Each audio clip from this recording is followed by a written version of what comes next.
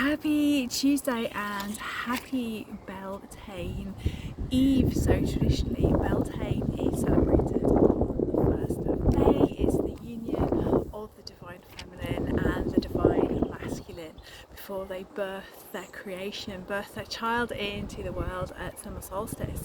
However, for me, Beltane is actually a little later in the week. So Beltane astrologically is when Sol reaches 15 degrees of Taurus. So if tomorrow isn't convenient to celebrate Beltane, you've got other things to do, then you could actually celebrate it at the weekend when Sol is at 15 degrees. But Beltane is the most beautiful festival. So let's be really honest, it's about the union of the maiden and the green man. Beltane is all about sex. It's all about our sexuality. It's all about pairing up. It's about coupling. It's really about stepping into a very fertile, very abundant part of the life, and you can see it at the moment in nature, can't you? I'm outside today.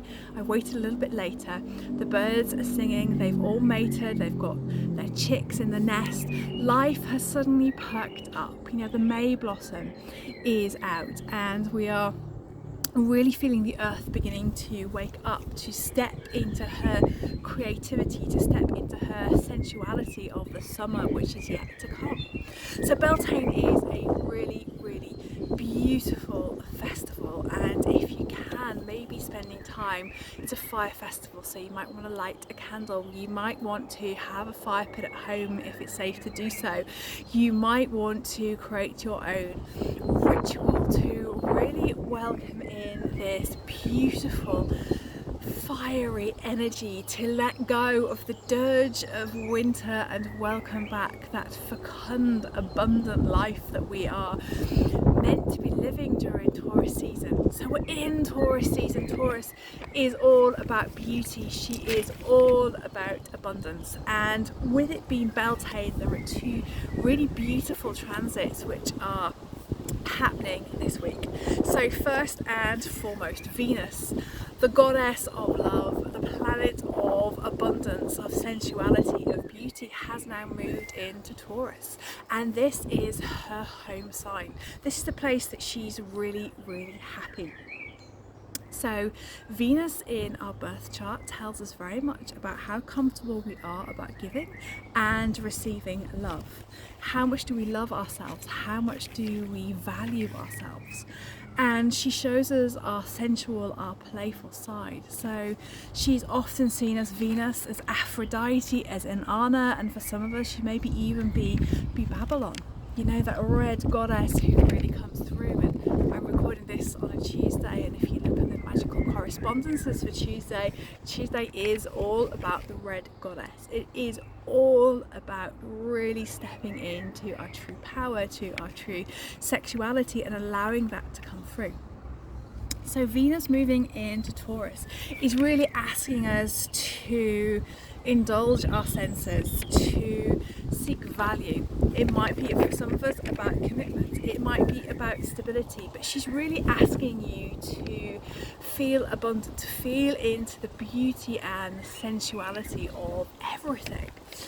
And when I was away this weekend, we had two topics which really came up in our circle. One was very much about Beltane. It was about sex. It was about shame that we feel around wanting our desires, but also sex and spirituality.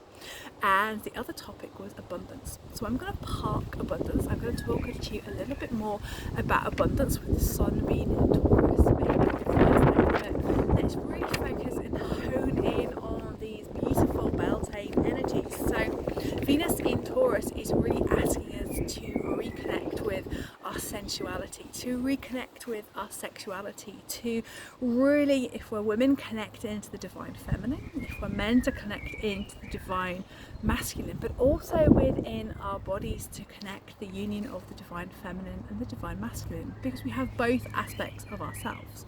So I am really conscious that I am talking about men and women, because this is Beltane, it's the union of the goddess and the green man. However you see your life, whatever floats your boat, know that you've both got the divine masculine and the divine feminine in with you, and it's how it expresses itself in your sexual and romantic relationships.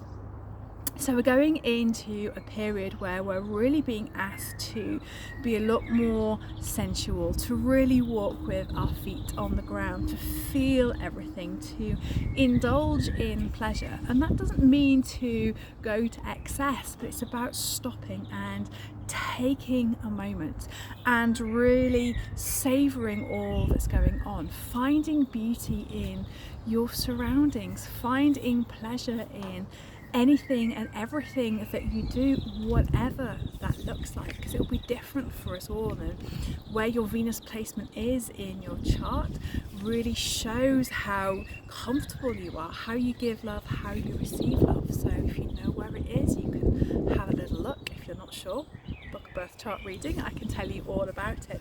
But Venus moving into Taurus at this Beltane season is really reconnecting us back with ourselves. And when we were talking at the weekend, we were very much talking about sex, about shame, about women asking for what they want, of really stepping into your true power, to be empowered sexually and emotionally and energetically. And we're in a society still where this is very much repressed. You know, if you choose to sleep with many people, you might be given a name. Back in the days of the temples, the priestesses were sovereign in their own right. They were known as virgins, not because they didn't sleep with people, but because that they used sex as magic, as ritual, as worship, essentially. So there is no way that we can detract and detach sexuality from spirituality. And people who think that they can, that's cool, that's your bag. But as we really step into our power, as we're in this energy of Beltane, that need, that primal need to connect back into self, to connect with another, to step very much into the lover goddess role, is really coming up, and it's really, really powerful. So if this kind of energy is coming up for you, if you're really thinking about what you want, what you need, and you're feeling that shame, remember it's a societal shame. It comes from the patriarchy, who say that we can't be the sensual women that we are. And that's very much being enacted, hasn't it? If you think about it, you can't go out looking like that. Oh my God, I can't believe you're wearing so much makeup. Whatever we've been told as young women, as girls, whatever's been perpetrated throughout the centuries. So really getting into your lover goddess, really feeling what you need, what your sensuality is, you know, what would give you pleasure. But most importantly, not having any shame around this, and really stepping into that empowered woman. So that doesn't necessarily mean that you are going to wear short skirts and have your boobs out all the time, but it's what does it look like for you? Could be that. But what does it look like for you? What does that bold, empowered woman feel like? And when you've really felt into this and the shame is starting to come up for it, really journal on it. Where has it come from? Because it doesn't come from us, it comes from our societal conditioning. And if you are a woman and you are shaming another woman for stepping into her sexual power at Beltane, think why? Why are you doing that? What are you jealous of? How can you transmute that into being that powerful sovereign self? So boys, I'm not forgetting you at all. This is for you to really step back, to observe, to go into your divine feminine as well. What are your pleasures? What's your sensuality? But to encourage the women in their life to be bold, to be brave, to really speak out, and to support them doing that. And that's how the divine masculine and feminine works. The divine masculine holds space to allow the divine feminine to create, to procreate, and to birth her creations, whether that's a physical child or an actual creation. And that's going to be really, really supported, because tomorrow, which is Beltane traditionally, Mars is going to move into Aries, her home sign. So we've got Venus, we've got Mars. Remember the old adage, you know, women are from Venus, men are from Mars.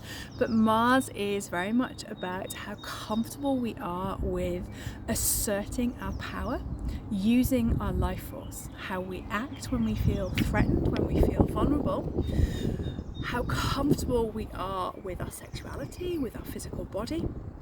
But also, and this is the best part about Mars, what gets you out of bed every morning, but more importantly, particularly at Beltane, who gets you into bed the night before. So as Mars comes into Aries, this is her home sign. She is very much about initiation. For many of us in the divine feminine, we might find that sacred rage coming up. We might find that we're raging against the patriarchy because we can't express who we are. Mars in Aries is fiercely independent. It's about new beginnings. It's about inspiration. It's really pushing us to access and get really comfortable with who we are. If Venus in Taurus is asking us for our pleasure, Mars in Aries is really asking us to get comfortable in our sexuality, to get comfortable in our physical body and to express it. So in our personal lives, this could be some really interesting work coming up. We could see this in the collective as well, because the shadows of Mars in Aries is very much about anger.